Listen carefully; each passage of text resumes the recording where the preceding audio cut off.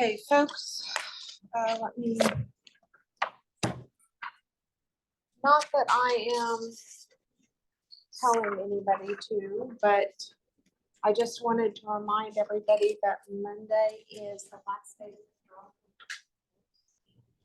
So keep that in mind, whether it's this course or another course. Monday's the W deadline. So that was just an announcement.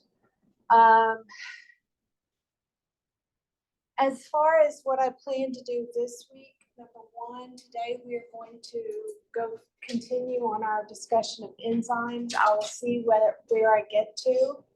I figure I will probably finish up enzymes on Thursday and start the chapter on carbohydrates Thursday.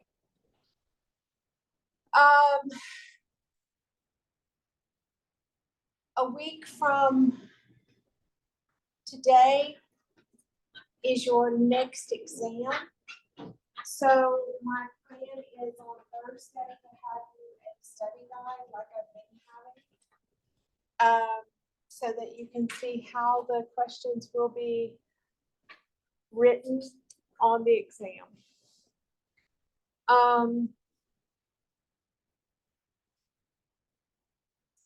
And I will start getting back on track with respect to homeworks and quizzes. I haven't written one for today, but I will do that after class. So expect one after class. I'll give you extra time to complete it though. So,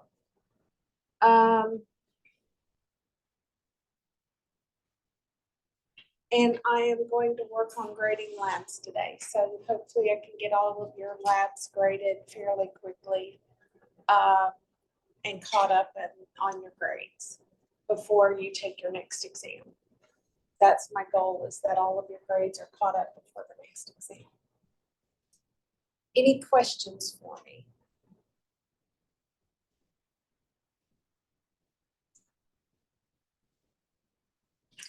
Okay, so we are going to get into our discussion.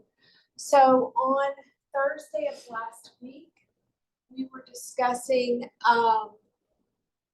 the classes and subclasses of enzymes, which again you will find in table 19.4 of your textbook on page 596. We had talked about the majority of the classes and subclasses, but we did have one class and subclass left to go. And that is, we have the ligases left to go. Basically, ligases catalyze the bonding together of two or more molecules. There is the synthetase, which basically comes from the word synthesize. Synthetases form a bond between two substrates. And then there is the carboxylases, which are very specific ligases because they form a bond between a substrate and carbon dioxide. Don't confuse carboxylase with decarboxylase. I mean, the two are essentially the same, but one of them adds CO2, carboxylase, whereas the other one takes away CO2, decarboxylase. So those are your various enzymes. Now, what can you expect on an exam? One possibility is that I will give you the reactant and I will give you the products in a reaction form, and I'll expect you to tell me what is the class and what is the subclass for the enzyme that catalyzes that reaction.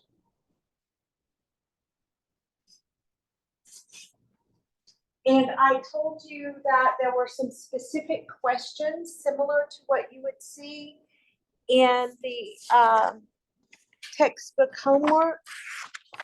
Those similar questions are, again, question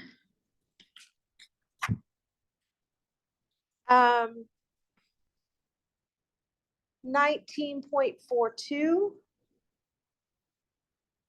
19.43.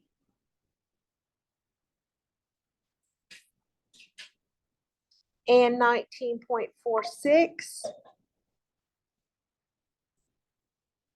and 19.47. Those are examples where you will see the reactants and you'll see the products, and you're asked for classes and subclasses of the enzyme.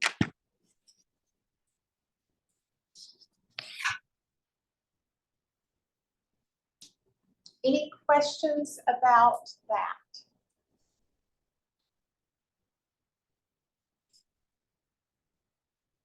We'll look at an example today here in a few minutes.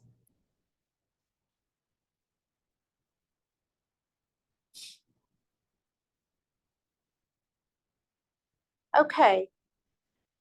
Now, there are some enzymes that have common names such as papain and trypsin, chirotrypsin. And if it has a common name, then I'm going to have to give you some sort of indication as to what it does, whether that is through a reaction or whether that is through statements. You're going to have to be given some sense of what that particular enzyme does, because I'm not going to expect you to memorize all the common names for enzymes, because there's sucrase, which works on sucrose. That one's kind of easy. There's fumarase, which works on something to do with a single carbon double bond oxygen molecule.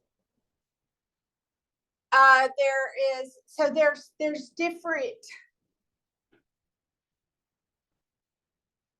enzymes that have common names. And again, I'm not going to expect you to know the common names.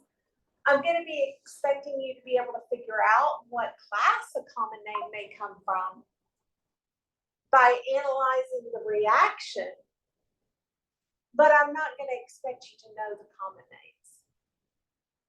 What I am going to expect you to be able to do is I'm going to be expecting you to be able to come up with the essentially the IUPAC name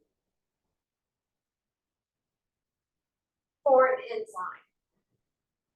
And the nice thing about these standardized names for enzymes is they're telling you what's going on.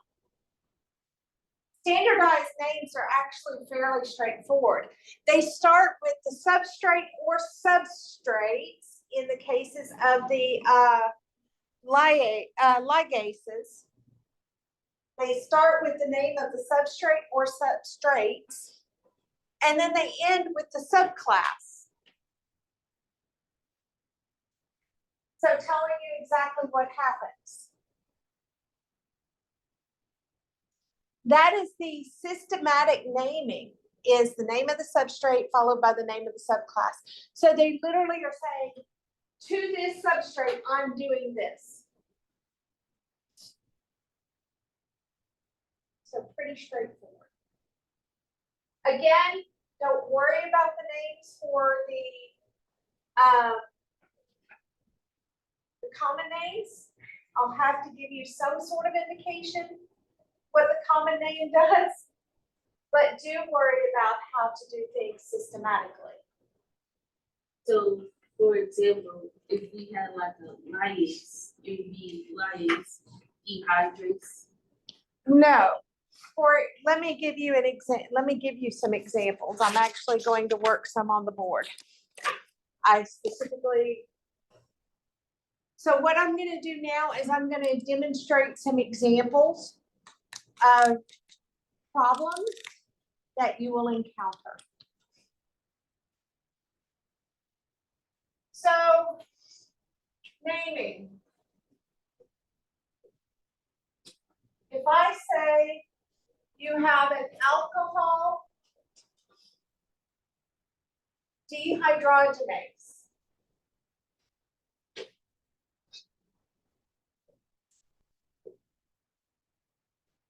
what does that mean?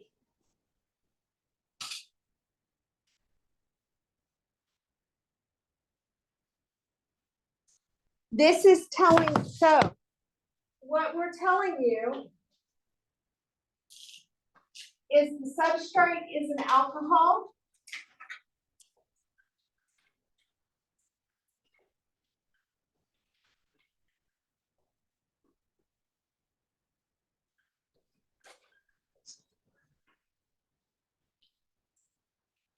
And the dehydrogenase is telling you that we are going to remove H2 to form a C double bond O. That's what it means.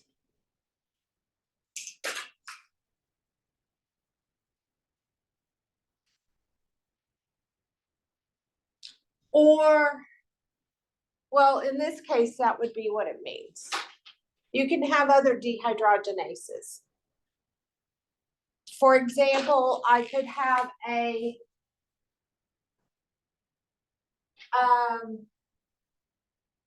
alkane dehydrogenase.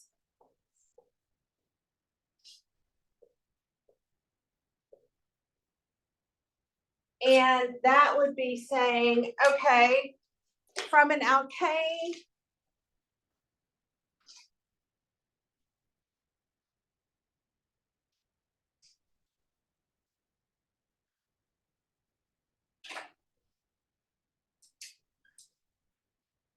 I'm going to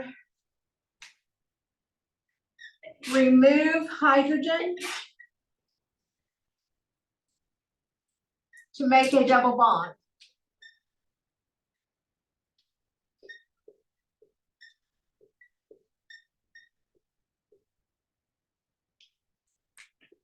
So it's basically telling you what it's going to do. Let's look at another example.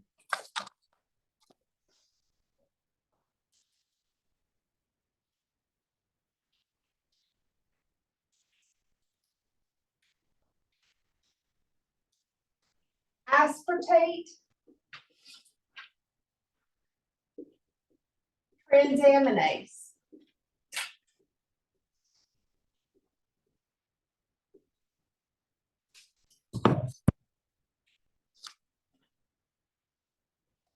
It basically says from the substrate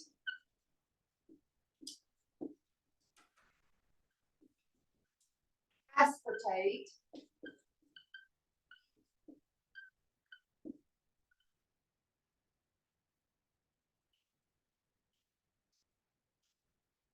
I'm going to transfer an amine group.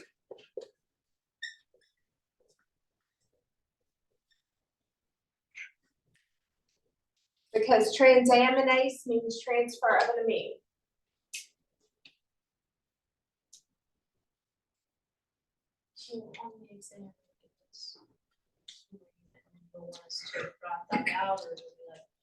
I believe this is in multiple choice format. I can't remember specifically. Did you know what would be the response for not? Like I said, the examples I'll give you in a minute will potentially be an open response. Right now, this is, I can't remember without looking. to see if this is going to be an open response.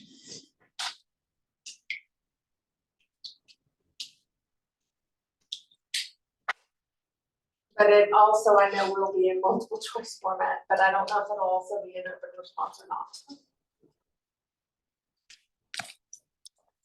So what do you think?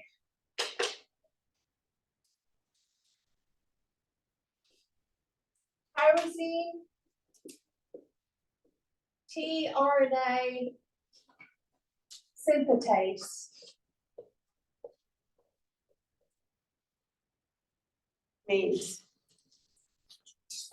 or synthetase.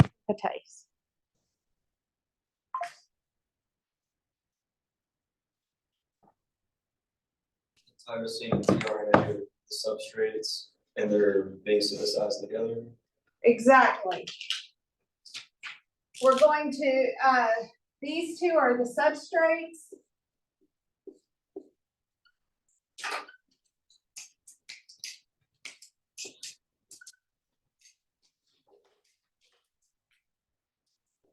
That are combined to form a new compound.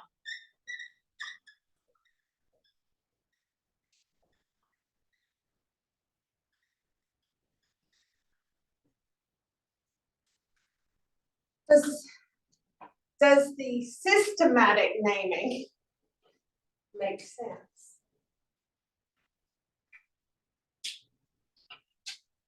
You got to know what each class and subclass does, though.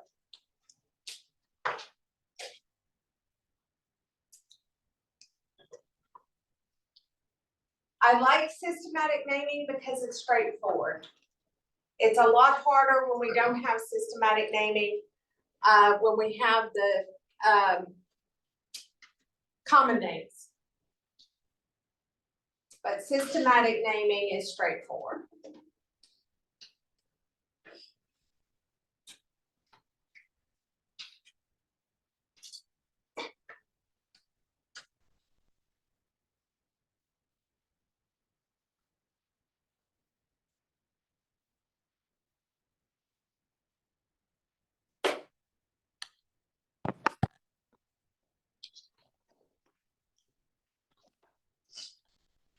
So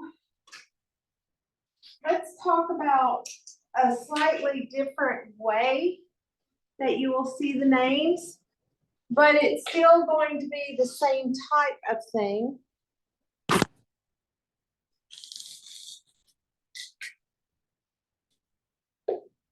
To what class and subclass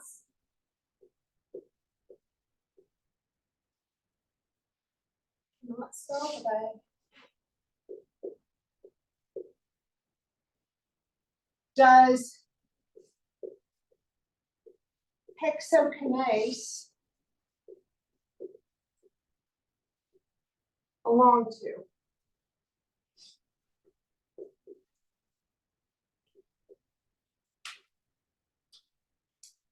And describe in general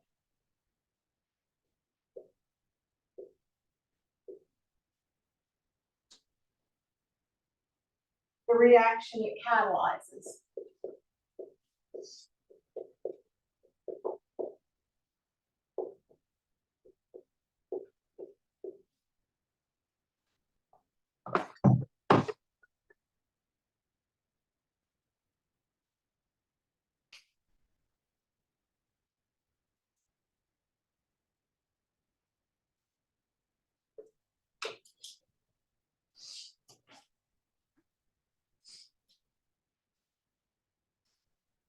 First thing I notice is the word kinase. Kinase is actually one of your subclasses. So for the very first thing, the first question, the subclass is a kinase.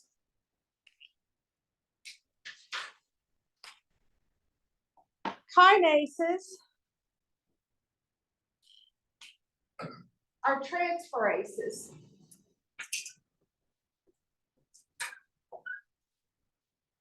So that is the class. Meaning we're going to be transferring something. Now, if you're looking at table 19.4, under the transferases, you're going to see that kinases specifically transfer phosphate groups.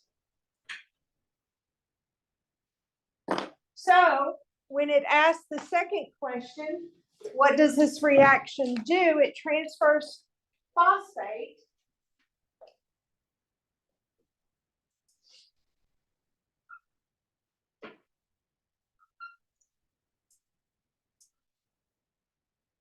and if you give me this answer, I will put, that would be fine. I'm going to give you the rest of the story just so you have it.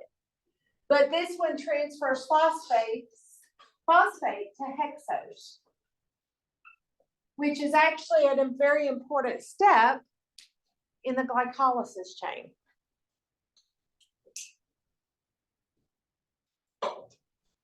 But as far as what I expect, if I were to give you this, that would be the answer that I would expect.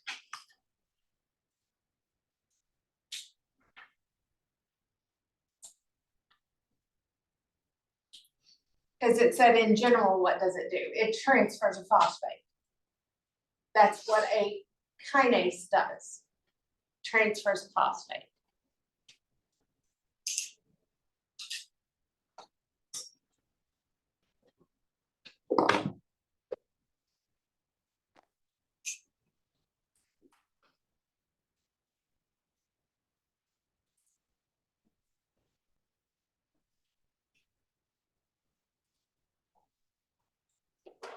So let's look at the first type of problem that I know is on the test right off the top of my head.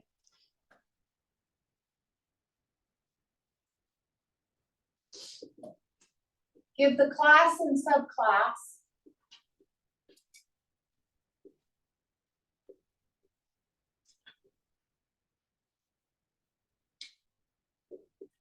for this reaction.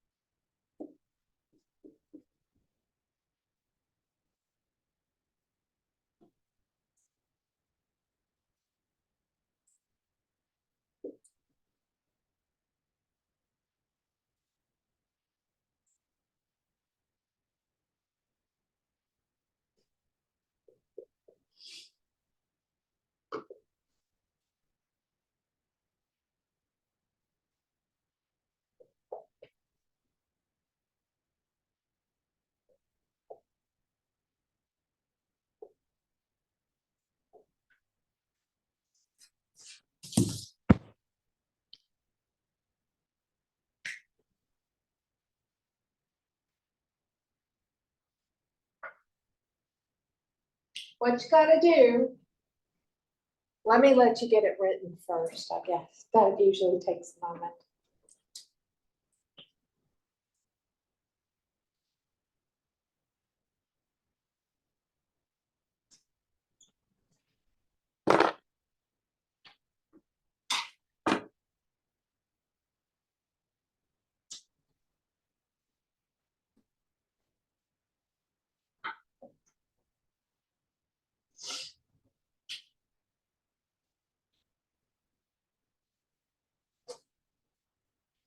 Okay, once you get it written, the first thing you gotta do is say, okay, what's different? And so you go between it. These are the same, CH2, CH2, NH3 plus. So in other words, we're removing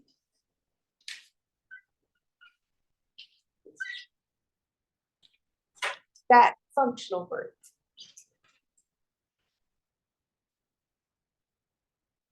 So what removes a CO2? Carboxylate. Removal of the CO2.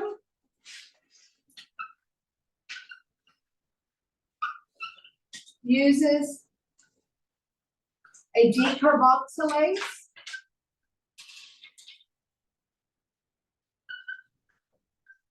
That would be the subclass.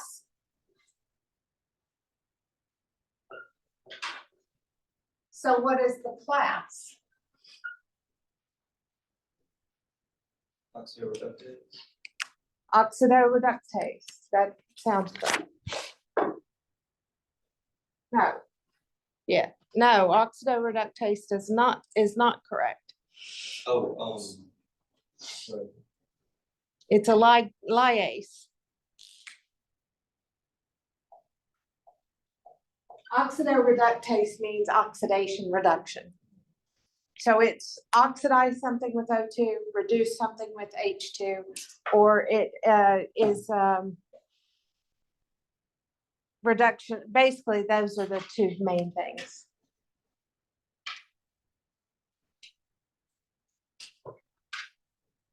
Questions about how to do it? That's what you got to do, is look for, like, huh? I was lost, but I found it. Okay. You got to look for what's going on. So if you see phosphate group transferred, what is it? If you see a PO4 going from one molecule to a PO4 going to another molecule, what have you done?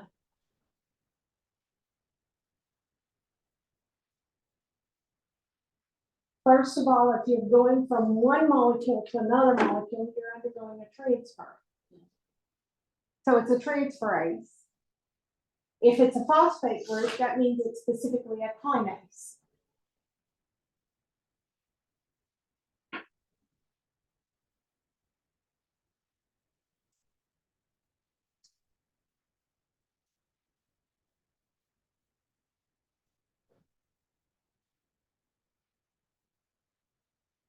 That will be I know that there's going to be at least 6 of those on the test.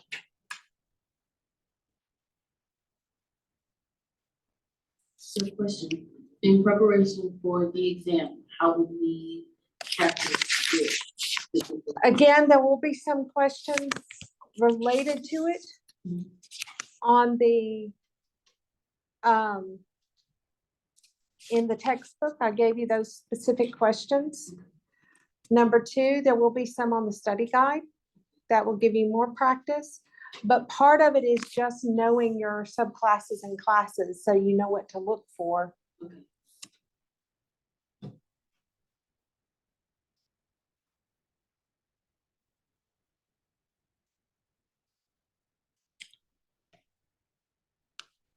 I will tell you, I'll give you one thing, make your life a little easier.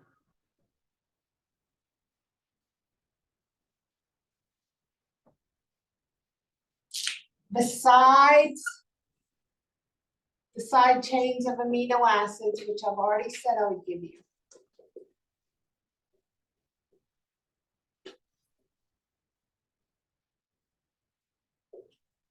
I will give you a list of the words.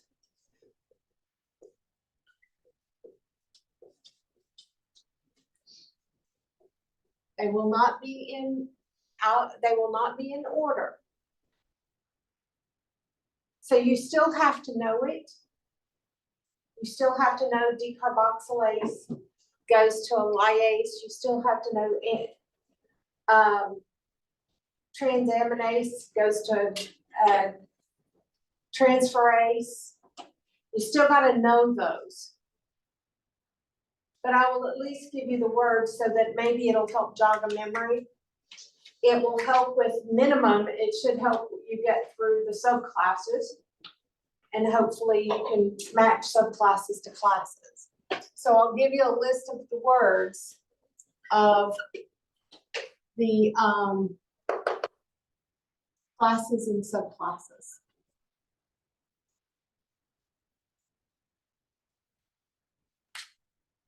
So at least you're not having to memorize how to spell them. And hopefully they'll jog enough memory by the name, but you still gotta know what you're doing. I'll separate the classes out from the subclasses. So all the classes will be in one box, all the subclasses in another box.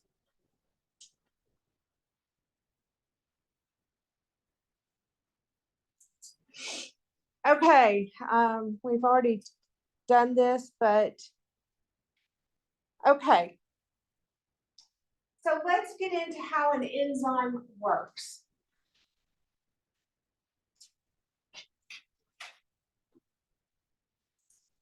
Which is where we're going to spend the rest of our time,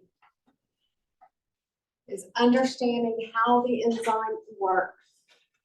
We'll talk about in general how an enzyme works. We'll talk about controls of an enzyme. We'll talk about the how you can speed up enzymatic reactions, slow down enzymatic reactions, and stuff like that. First thing you've got to understand is there are two parts. There's the enzyme and the substrate.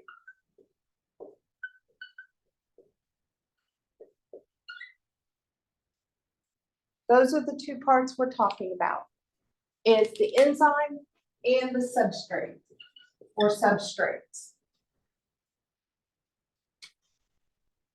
Now, these substrates are floating around in your body in their most stable form. They don't want to undergo a reaction. They're stable.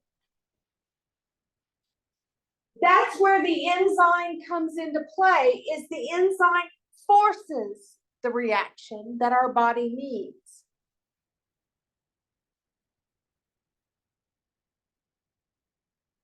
Now, it's only going to be able to force that reaction when that substrate comes into the proximity of the enzyme, in the right location on the enzyme.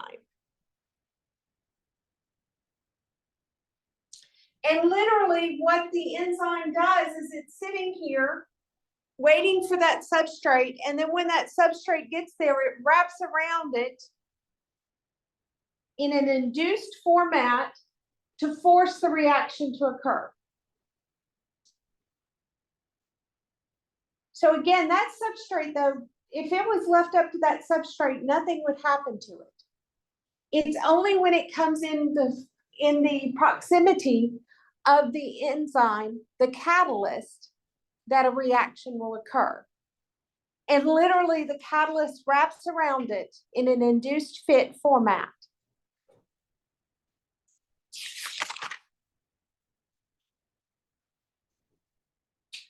So this is just an example of what I was describing. By itself, the substrate would not react. So the substrate comes in and literally the enzyme wraps around that substrate into an induced fit so that the necessary amino acid pieces are in the correct location to cause that reaction.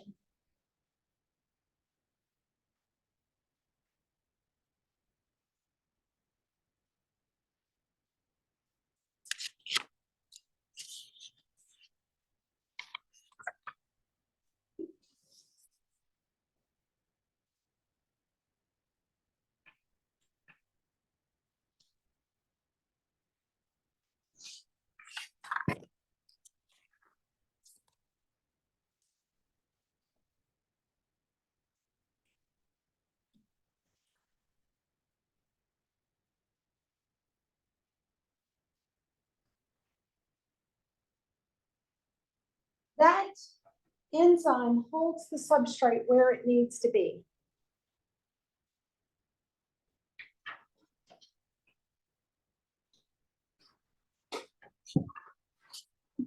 Now, some enzymes need cofactors such as the vitamins the metals that we have to have in our multivitamin, that is because that is a cofactor that is necessary by an enzyme in order to cause the function to occur. Within the enzyme itself, you're typically going to have your acid-base groups that are the acidic and basic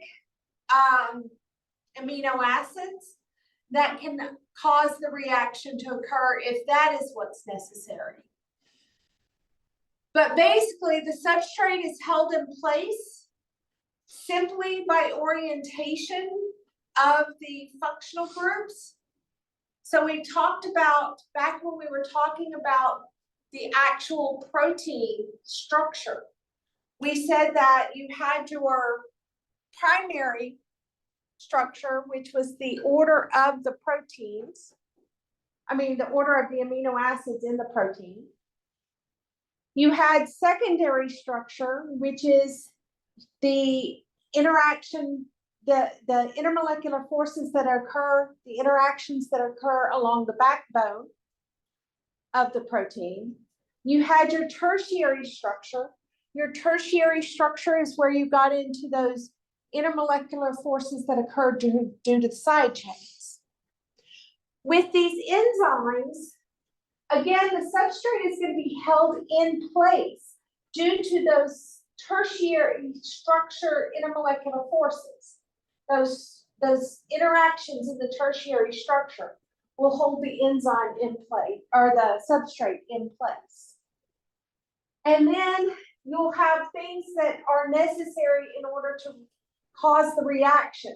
Sometimes the only thing necessary to cause the reaction is the substrate and the enzyme. But other times you're going to have the cofactors. And basically what this does is it causes a strain on the substrate so that it causes the reaction to occur. Because remember, the substrate started out in its lowest energy form. The only way we can get the reaction to occur is if there is a strain that is forced on that substrate where it starts to rip apart bonds.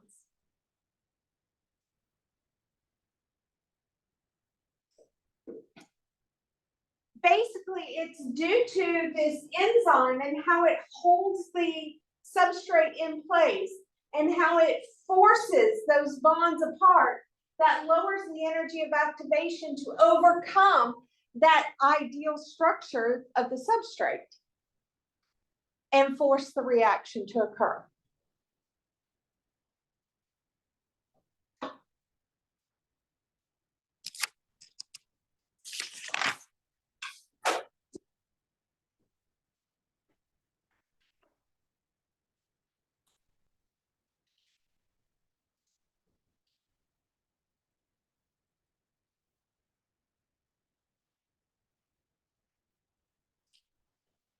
I'm trying to let people catch up with me talking because I know there were a lot of words on the slide.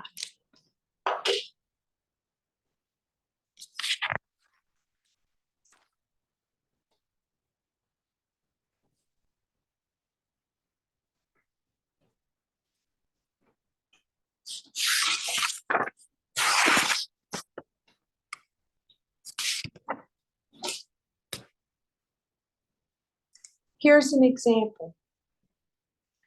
First thing you need to know, we go back to the tertiary structure, back to our previous knowledge.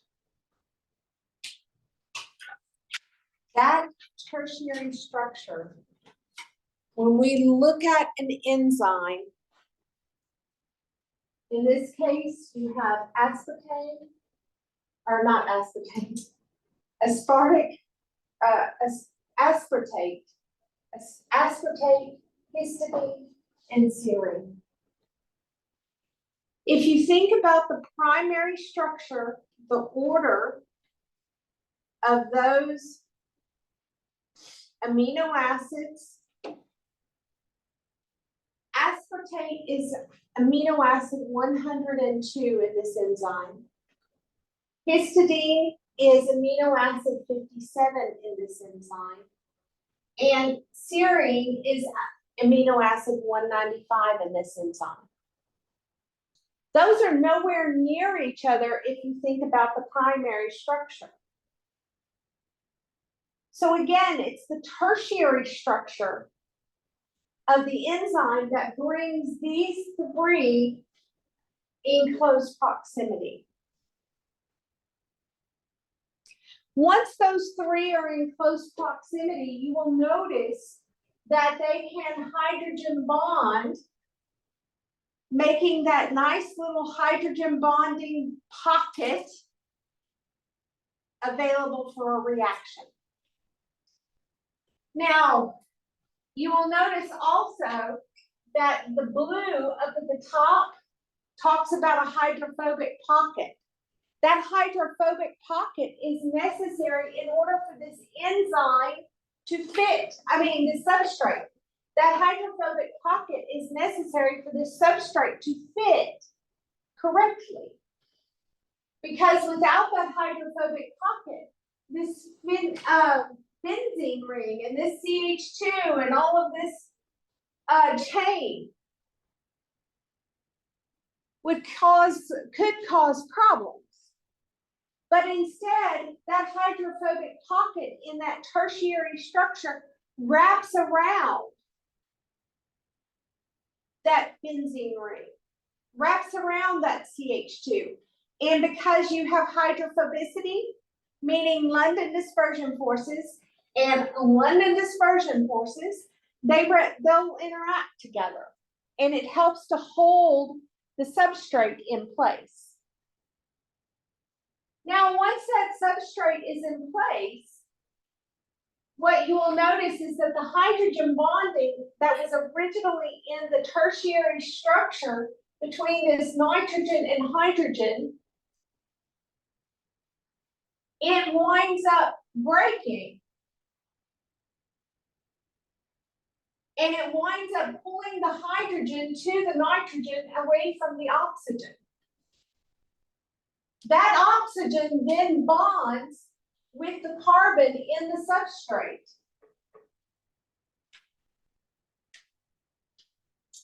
That allows the cleavage of the amine group. So the amine group winds up then picking up the hydrogen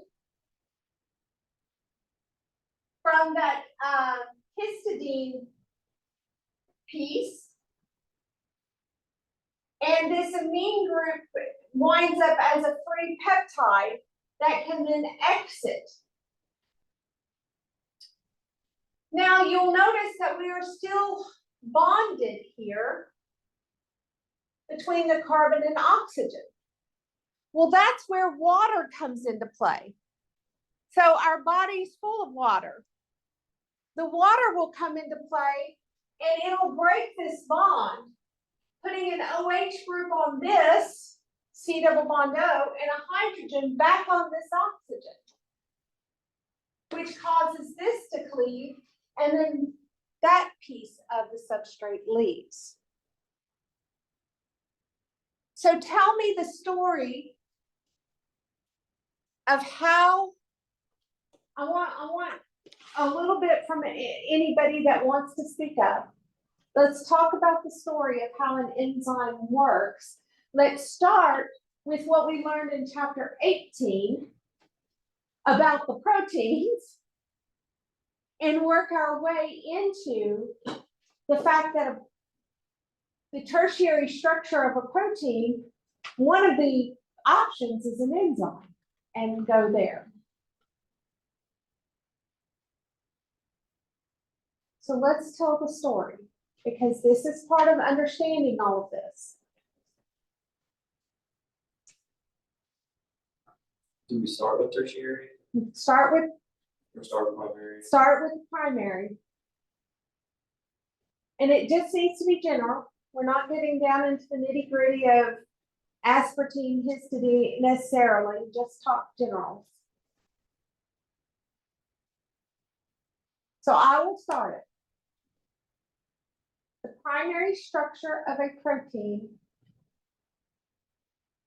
occurs through peptide bond formation between amino acids.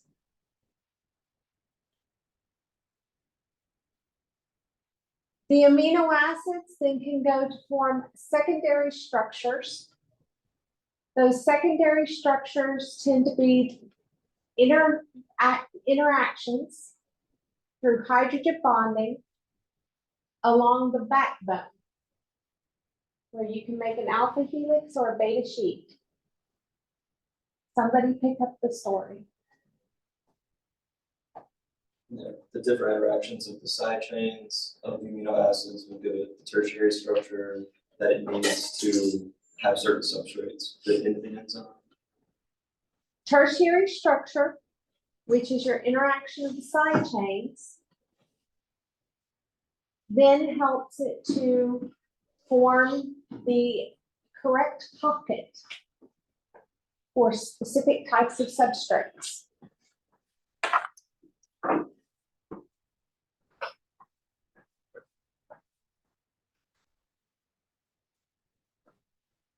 What's the next story about enzyme substrate? What's something else you can tell me about enzyme substrate? So that when the substrate gets close to the enzyme, it wraps itself around it. It's an induced fit model. That's the main model that they have for enzymes, is that the enzymes will wrap around it. And in general, what does the enzyme do? Not this specific example. I'm not asking for a specific example. I'm talking in general.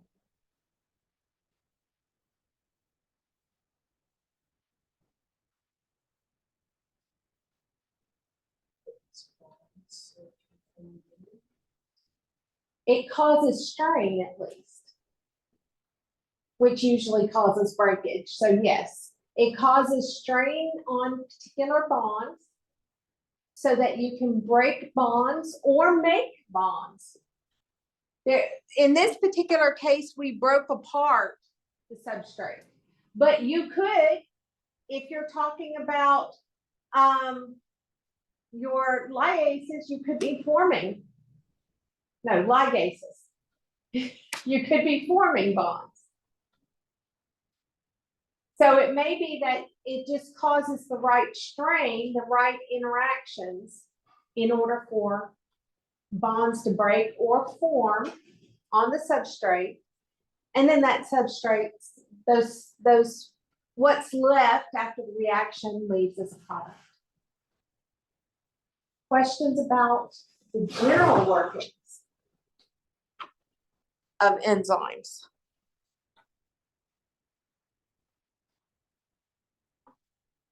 Okay. This is another area where multiple choice comes in handy. Or it could be a simple one-word answer to a question.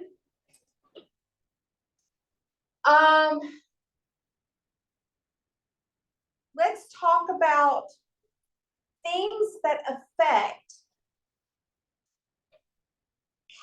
catalysis. These are general things that affect catalysis. Now, yes, we're specifically talking about enzyme substrate catalysis because we're talking about biological catalysis. But these are things that impact regular catalysis too.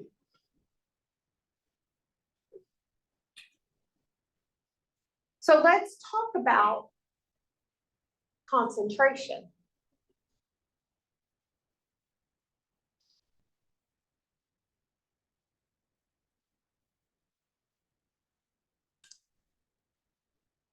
Okay, there's roughly 17 of you in this class.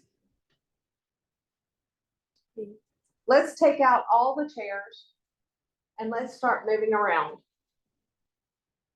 There's a good chance you're going to bump into somebody. I mean, this classroom isn't that big. Now let's put 40 people in this classroom. What's the likelihood you're going to bump into somebody?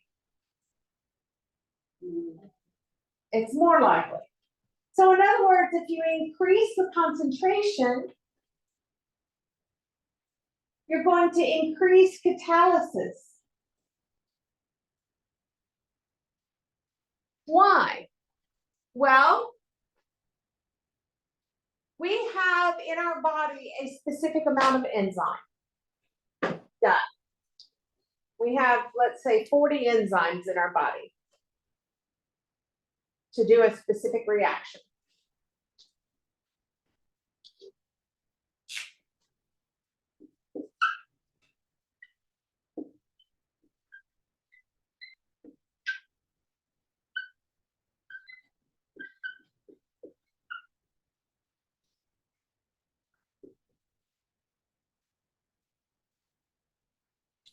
Now, if we only have one substrate, no problem. It's going to go in. It's going to react immediately. We have two substrates. It's going to react immediately. This is increasing substrate concentration. It's going to react immediately because we've got more enzymes than we do substrates. Now, when we hit 40, we reach a maximum rate because you have one substrate going into every single enzyme. And if you think about it, if I added one more substrate,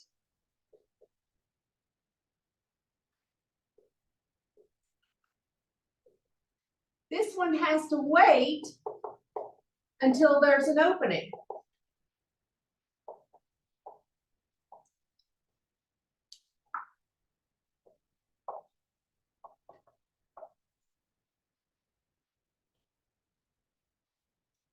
So we hit a maximum turnover rate.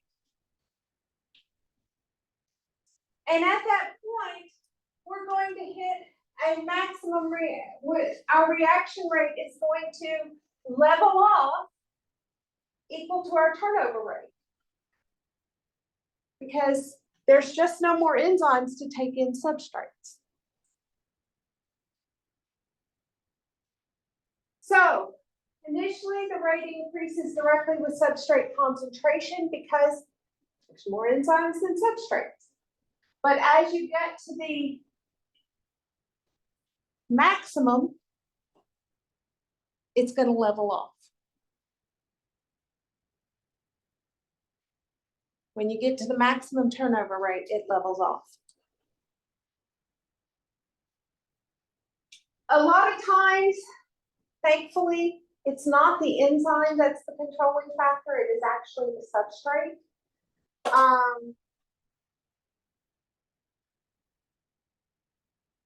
The substrate is the controlling factor because the enzyme quantity stays constant in your body. Now, folks, there is a maximum out there. The maximum of any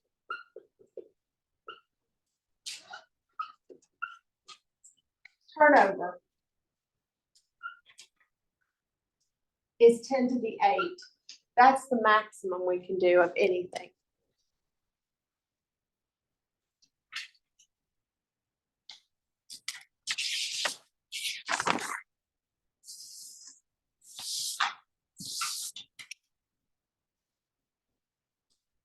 Questions? Yes. Is 10 to the 8 just the highest observed? It's the highest. No, it's the highest concentration per liter, that turnover rate that we've observed because of probably, I'm going to say it's due to enzyme concentration. Oh. Because again, the enzyme concentration is what causes the leveling off of the reaction rate. Because once all the enzymes are used up, you have no more substrates that can go in until somebody else leaves. Oh.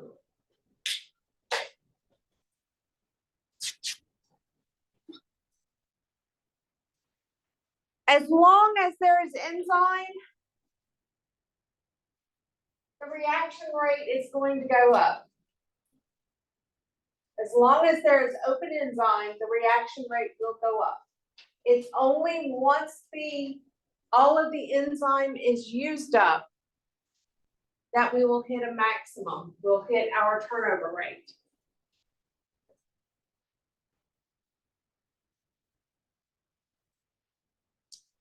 The exact enzyme concentration is really dependent upon what it needs to do and when it needs to do it. Some enzymes, they're only available to our bodies early in life.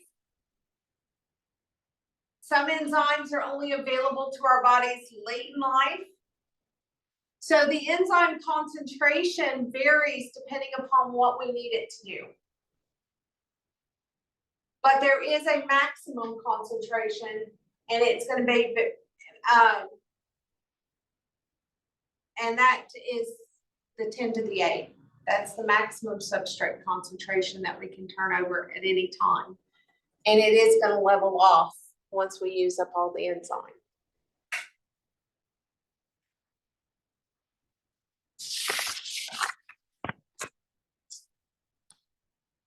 Questions about that concept? Hopefully concentration is pretty straightforward.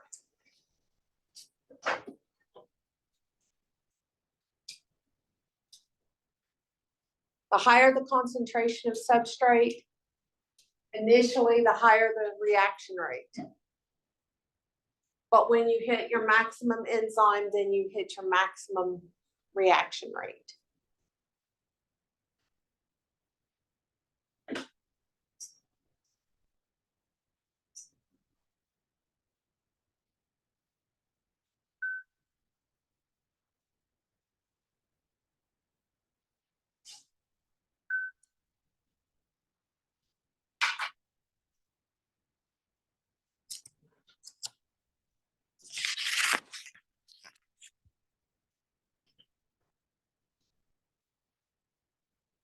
So concentration is one of the variables that controls enzymatic activity. Another variable, or two variables that control enzymatic activity, is temperature and pH. And we're going to talk about how temperature and pH impacts the catalytic activity associated with enzymes on particular substrates. In general, your optimum conditions is directly dependent upon the enzyme and what its function is and where it has to function. For example, well, now with temperature, I mean, all of our bodies run around 98.6, so that is going to be the optimum temperature for most enzymatic activity. However, it really is dependent upon what the enzyme is supposed to do.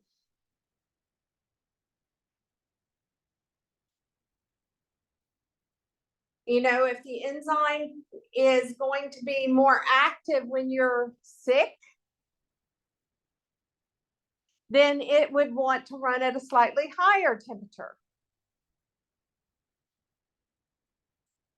pH, it really is dependent upon where it's supposed to function at. If it's in your stomach, it's going to run at a much lower pH than if it's in your intestines. Because the pH in your stomach is around pH of 2, where the pH in your intestines is around 8. So depending upon what the enzyme is supposed to do, depends upon, and where it's located specifically, will depend upon its pH. So here's just an example.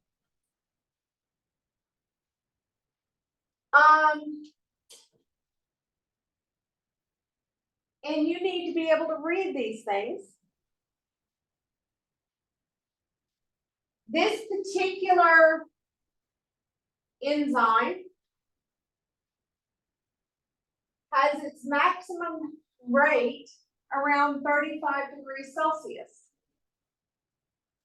That's where it likes to run. It's going to slow down if it drops to 25 degrees Celsius. It's going to slow down if it drops to 40 degrees Celsius. Now, I'm not going to worry too much about what's going on down here, but let's talk about why it drops if it gets to 40 degrees Celsius when its maximum temperature is at 35. Why would we see enzymatic reactions drop at that higher temperature?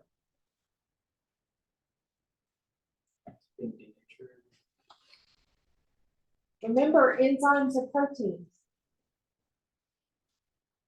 Proteins denature at specific temperatures, meaning they start to fall apart. If you're not running at the ideal temperature, then that protein, that enzyme is going to begin to fall apart, and therefore it's going to denature.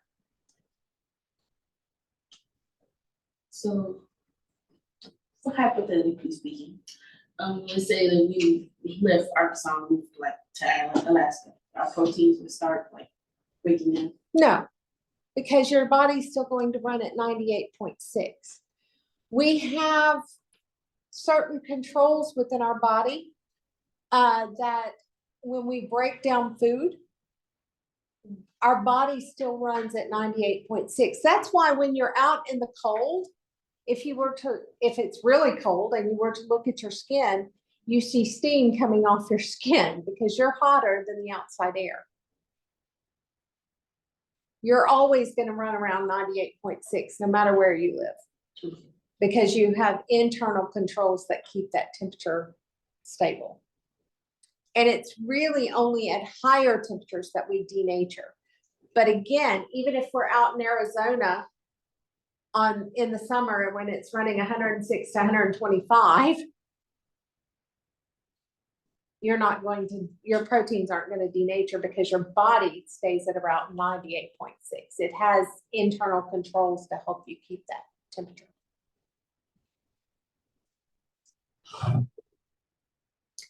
pH, as I said, it depends upon where in your body the enzyme has to work.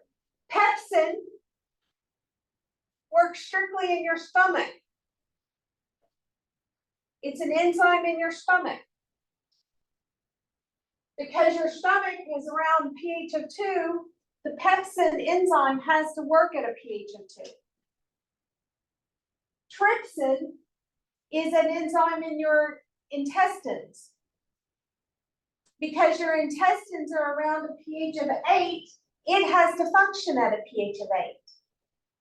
If we're talking about an enzyme in your blood, most people are like, wait a second, I always thought pH was around 4 or 7.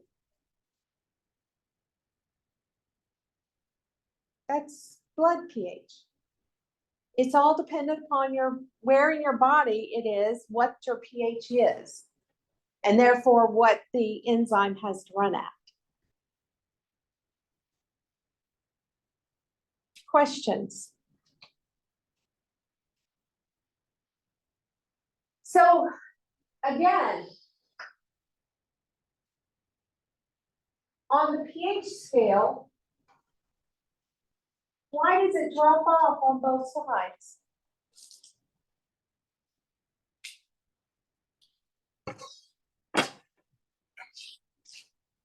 Is anything above like their preferred pH with denatured or below? Anything above means you're more basic than you should be. It's going to denature it. Anything below means you're more acidic than it should be. It's going to denature it.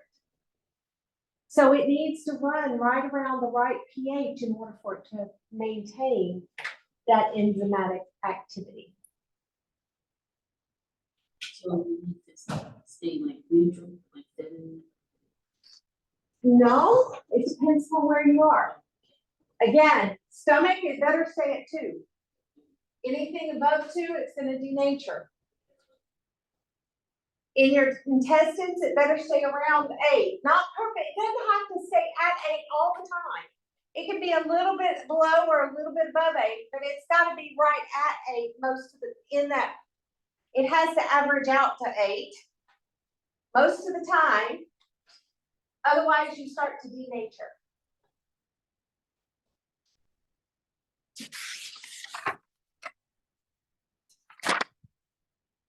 Questions? So on Thursday, what we're going to do is we're going to look at controls for enzymatic activity. So there's a variety of ways we can control enzymatic activity so that it is used when it is needed. Because you don't want some of these enzymes, you don't want them working all the time.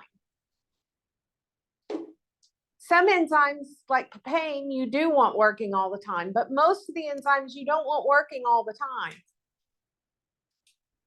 It depends upon what is needed at the time. So we have controls that are natural within our body that help to control whether an enzyme is active or whether it is inactive.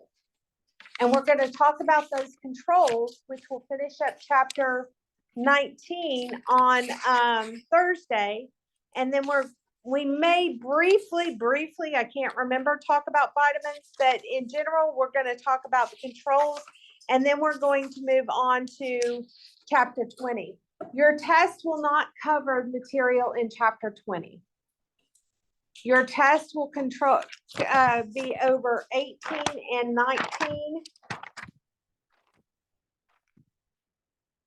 And that is, and phosphorylation, which we discussed in chapter 17. So that's the only section in chapter 17 that we're going to discuss is 17.6. Otherwise, it's over 18 and 19. I will see you on Thursday.